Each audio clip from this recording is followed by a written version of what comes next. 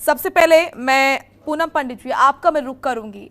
क्या आप इसी बात की कसर रह गई थी, क्योंकि जिस तरह का माहौल पूरे देश में है, महामारी से लोग जूझ रहे हैं, क्या किसानों का ये जो प्रदर्शन है सरकार के खिलाफ, कुछ समय के लिए कोरोना खत्म होने तक का इंतजार नहीं किया जा सकता है? मैं इस आंदोलन को खत्म करने के लिए नहीं बोल रही हूँ, क्या इस आंदोलन को कुछ समय के लिए स्थगित नहीं किया जा सकता? आप तो जीवन देने वाले लोग हैं।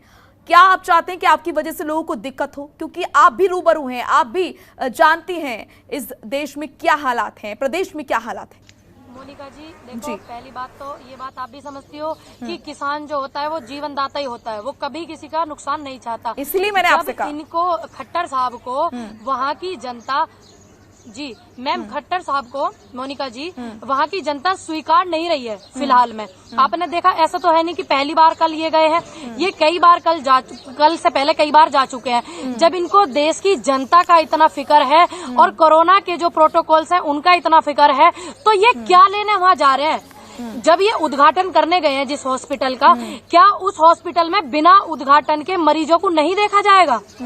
तो इसका मतलब ये बार बार वहाँ मना करने के जा रहे हैं, जब इन्हें पता है माहौल उनके प्रति विपरीत है हरियाणा में, तो इन्हें क्या जरूरत है वहाँ पे जाने की? बताइए आप, इनको क्या जरूरत है जाने की वहाँ पे? और दूसरी बात, ये तो आप ऑनलाइन भी कर सकते हो। ठीक है, ठीक है जी हाँ, लेकिन आपसे भी मेरा ये सवाल है, बहुत सामान्य से सवाल है, क्योंकि मैंने आपसे पहली लाइन में ही कहा कि आप तो जीवन देने वाले लोग हैं और आपसे कम से कम ये मुझे आशा तो नहीं है जी, क्या कुछ समय के लिए आंदोलन स्थगित नहीं हो सकता है? क्या लोगों के जीवन से ज्यादा महत्वपूर्ण है आंदोलन? देखिए, ये जो आंदोलन है मैं आपसे यही बात कहूंगी कि जो आंदोलन है, आंदोलन का पूरा 40 कमेटी है। अब अकेले मैं ये बात नहीं बोल सकती, ना अकेले मैं ये बात कर सकती, ना ये अकेले मेरे हिस्से में आता है। इसमें इतने लोगों की मेहनत लगी हुई है, लेकिन प्रोटोकॉल तो वो फॉलो कर रहे हैं ना कोरोना के। दूसरी बात, एक मुख्यमंत्री का किसी राज्य में जाना, उसका क्या मतलब होता है? इसका मतलब बहुत सारे सरकारी कर्मचारी, बहुत सारा पुलिस डिपार्टमेंट उनके साथ होना। तो जब कोरोना के इतना भयंकर रूप कोरोना ले रहा है देश में, तो इनको जरूरत क्या थी उस ऐसे मौसम में? इसका मतलब ये जानबूझ के हिंसा को बढ़ावा दे रहे हैं। बार बार वहाँ की जनता के मना करने के बाद भी ये जा रहे हैं वहाँ पे जनता के बीच में। उद्घाटन के लिए जा रहे हैं तो वो अपने साथ पूरा मैनेजमेंट लेकर चल रहे हैं, लेकिन आपका आंदोलन नहीं स्थगित किया जाएगा। वहाँ पर बड़ी संख्या में किसान हैं, क्या वहाँ पर खतरा नहीं है कोरोना का?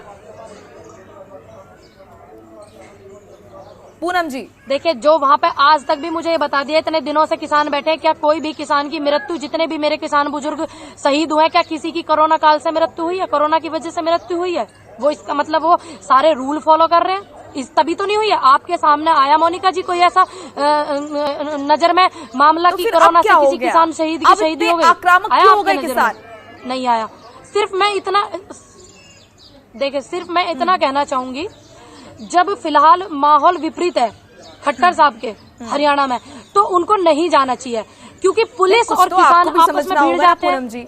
कुछ बातें तो किसानों को भी समझनी होंगी ना जी, कुछ बातें तो किसानों को भी समझनी होंगी ना।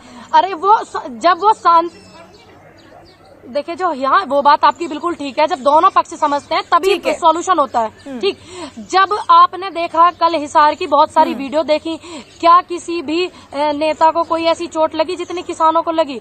बताइए आप, लगी? नहीं। उसमें सभी किसान और बुजुर्ग महिलाएं घायल हैं। क्या कोई ऐसे उनको लगी चोट जो सरकारी उससे हो? नहीं।